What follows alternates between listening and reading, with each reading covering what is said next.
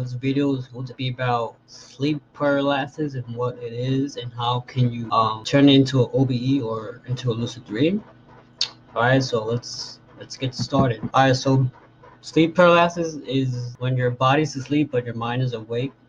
So you're in like in between stages between the 3D world and the astral world, or you can say the dream world, the other dimensions. So yeah, you're aware that you're awake, but you're not able to speak or move.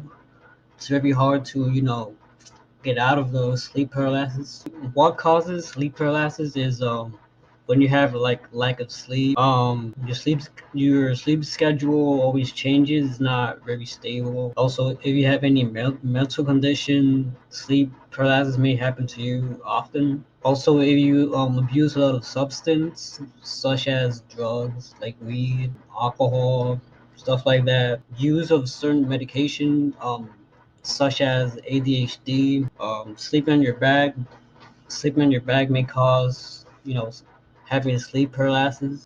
So yeah, sleep paralysis is often first noticed in teen years, but anyone can have it. Doesn't matter what age or race or whatever you are, anyone can have it. It also can run in the family as well. So non-REM first occurs when you sleep. So it takes 75% of your overall sleep time. Your body relaxes and restores itself. And at the end, when your sleep shifts into REM, that's rapid eye movements. All your muscles are turned off and you're like in deep sleep. And that's why when you're paralyzed, when you wake up, but your body's asleep, all your muscles are turn off. Over the centuries, people describe sleep paralysis as something evil, as like people seeing demons, like dark figures, like trying to get you and stuff. What can you do about sleep paralysis? Well, there's no need to fear sleep paralysis.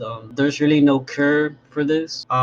Basically, nothing can really hurt you when you're in sleep paralysis, even though it can be really scary. But at the end of the day, they're all just trying to scare you. And just know that it'll pass. You're all powerful beings. And if you're trying to get out of it, there's ways you can get out of it as well.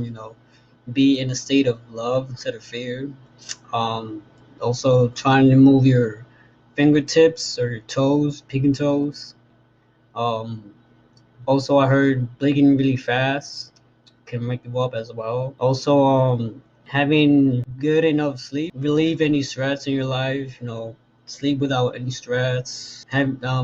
Try new sleep positions. See a doctor for your conditions. So yeah, now let's get into the metaphysics about sleep paralysis. So it's more than just sleep habits, and there's a bigger reasons for people having sleep paralysis in a metaphysical spiritual perspective. If you're someone who's often and frequently having sleep paralysis, it occurs when the spirit is trying to communicate with you or to overpower you. So like energy beings or in other realms are often more aware of your psychic mediumship abilities. So if you're someone having frequently sleep paralysis, you're very in tune into the other world, to the supernatural. You're very psychic, you're very intuitive. So other spirits, energy beings in the other realm are going to be aware of you, and that's why you probably have a lot of sleep paralysis, because they might be trying to communicate with you or overpower you. Depends on the spirits if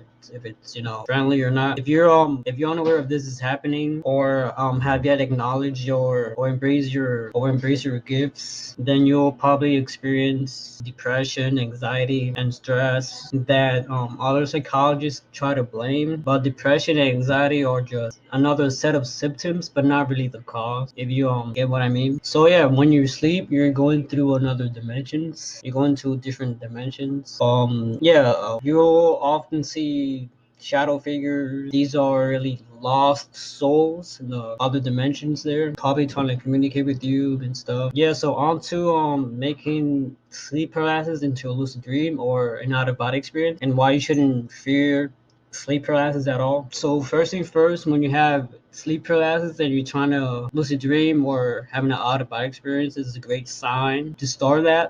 It's completely harmless, even though it can be very intense. Just remember you're in between realms, the 3D and the astral realm, and just think of it as a dream, like you're dreaming. Just relax, go low, overcome the fear, stand up to it. It could lead into a very interesting result. And once you overcome the fear, you will go through life in the waking world fearless.